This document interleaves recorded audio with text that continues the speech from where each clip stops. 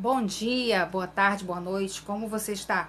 Hoje estamos no capítulo 43 do livro Conversando sobre Vida Plena e o agente abortivo é falsas expectativas. Vamos falar de algo que pode estar abortando a sua vida plena. Creio que você já ouviu a frase: não são as pessoas que nos decepcionam, somos nós que criamos expectativas demais sobre elas. Faz sentido. Sem expectativas, sem decepção. Mas é muito difícil vivermos sem termos expectativas sobre as pessoas, sobre o futuro, não é verdade? Só que mais difícil ainda é vivermos sempre frustrados, porque colocamos expectativas elevadas demais em alguém ou em um projeto, uma carreira, uma viagem, um relacionamento. Então, a dose precisa ser revista para evitar desapontamento, tristeza, frustração. Outra coisa que precisa ser revista é a expectativa errada. Exemplo, se você coloca a expectativa em alguém para lhe fazer feliz, é uma expectativa errada. Ninguém pode ser responsável por sua felicidade a não ser você mesmo. Há pais que colocam expectativas que os filhos façam a vontade deles, mesmo quando já são adultos. Expectativa errada. Então, ainda que seja quase impossível vivermos sem nenhuma expectativa a respeito de tudo, ela precisa ser, além de dosada, direcionada a algo ou alguém que tenha a legitimidade para cumpri-la. Sendo bem simplista, quando você compra uma passagem com um destino definido, é claro que sua expectativa é que, se você estiver no horário e embarcar, você chegará onde você deseja e planejou. Nada de errado nesse tipo de expectativa e em outros parecidos. Você compra algo pela internet e fica na expectativa de receber. Nada normal no meio do caminho entre o que você espera e o que vai acontecer. Eu já tive expectativas enormes sobre como seria o meu futuro, mas com as reviravoltas que a minha vida deu, aprendi a diminuir essas expectativas e, na verdade, colocar todas as minhas expectativas nos planos de Deus, pois os planos de Deus e não os meus jamais serão frustrados. Então, no lugar de expectativa, procuro descansar naquilo que Ele está apontando a curto prazo e a dar passos de fé em cada etapa do caminho. Em algumas áreas, Ele tem me surpreendido, tem feito além do que aquilo que nunca esperei. Acredito que criar expectativa no amor de Deus por mim é a única expectativa saudável que jamais será frustrada. E aí, até as dificuldades que eu vier a passar deixam de ser uma frustração para ser um aprendizado, para ser um preparo para receber algo mais lá na frente. Para esclarecer o perigo da nossa expectativa em nossa qualidade de vida, colocarei abaixo um texto que escrevi há alguns anos: Expectativas humanas versus planos divinos. Todos nós temos expectativas quanto à nossa própria vida e quanto à vida dos outros, especialmente nossos filhos, cônjuges, pais, irmãos, liderados, amigos. O problema é quando essas expectativas não são exatamente os planos de Deus e quando alcançá-las não é o que podemos chamar de uma conquista, mas um retrocesso politicamente correto, cheio de justificativas plausíveis. Então, como nos libertar dessas expectativas se elas fazem parte da nossa natureza? Um bom começo é trocar de natureza. Isso significa nascer de novo. Uma pessoa que nasce de novo, que nasce espiritualmente, recebe de Deus uma nova natureza e o poder para conhecer e viver os planos e sonhos dele. A transformação que Deus faz em quem nasce de novo é aquela que nos torna semelhantes ao seu Filho, e a maior de todas as semelhanças é a obediência total à vontade do Pai. Com isso, conseguimos nos livrar das expectativas que tínhamos em relação à nossa própria vida e até mesmo das expectativas que outros tinham a nosso respeito. Há um plano maior e melhor traçado por Deus que nos aguarda, e ele deve ser o nosso único foco.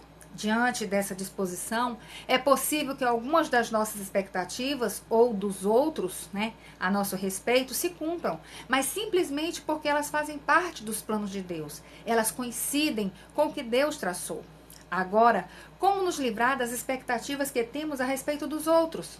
No caso do nosso cônjuge, seria interessante nos casarmos com alguém que também possui uma nova natureza, que também abriu mão de suas próprias expectativas para realizar os planos de Deus. Com isso, não precisamos temer, pressionar, tentar ensinar ou manipular, pois essa pessoa com a qual nos tornamos uma só carne também comunga de que o que Deus deseja é bem mais elevado e verdadeiro do que o que elas mesmas sonham para as suas vidas. Ter um cônjuge que vive diariamente sendo transformado por Deus é a forma mais saudável de evitar alimentar nossas expectativas sobre o que ele deve ser ou fazer, pois podemos descansar por estar caminhando de mãos dadas com ele na mesma direção apontada por Deus. Agora vejamos as nossas expectativas em relação aos filhos.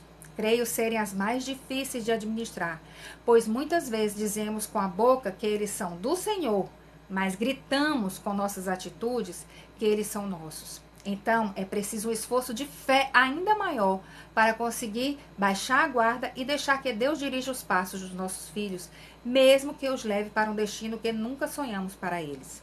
Tenho 2 lindas e maravilhosas filhas. Desde o ventre, elas foram consagradas a Deus. Eu oro diariamente por elas, pedindo que suas escolhas sejam todas dirigidas pelo Senhor e que elas tenham prazer na vontade dele, desde escolhas como amizades, futuro cônjuge, profissão, até que roupa vestir. Essa oração sendo atendida, já serei a mãe mais realizada do mundo. É claro que tenho expectativas sobre a vida delas, talvez até diferentes das expectativas que elas têm sobre suas próprias vidas, o que já seria causa de uma boa dose de conflitos. Mas o antídoto é levá-las diante, desde cedo, a conhecer o Deus que as criou e resgatou com preço de sangue.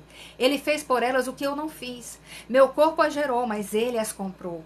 Quando cumprimos essa missão, podemos descansar de que nem as nossas e nem as delas, mas as excelentes expectativas e os elevados planos do Senhor se cumprirão em suas histórias. Isso exige de nós uma fé tamanha de ir na contramão de uma cultura de posse, abraçando uma cultura de deixar, entendendo que quando deixamos, Deus cuida e dirige com uma maestria sem igual. Nesses planos dele estão inclusos ensinamentos, disciplina, momentos de confronto que não saberíamos administrar, pois estes implicam dores que queremos a todo custo evitar. Mas no final, ele nos mostrará que sabe o que faz e que vale a pena deixar em suas mãos e descansar. Precisamos ter e levar nossos entes queridos a ter um relacionamento genuíno com Deus.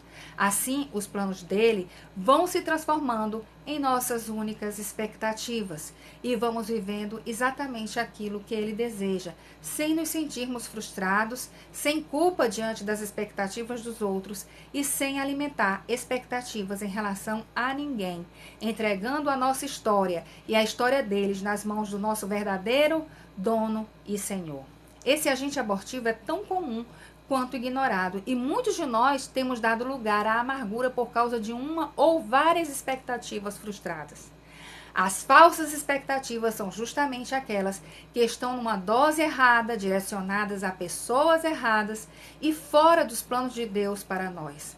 Que saibamos vasculhar o nosso coração e retirar dele aquilo que esperamos que não é sadio e legítimo e colocar no lugar a expectativa e a certeza do amor de Deus por nós, nos conduzindo ao destino que ele tem para cada um de nós antes mesmo de termos sido gerados. Vamos às perguntas para a reflexão.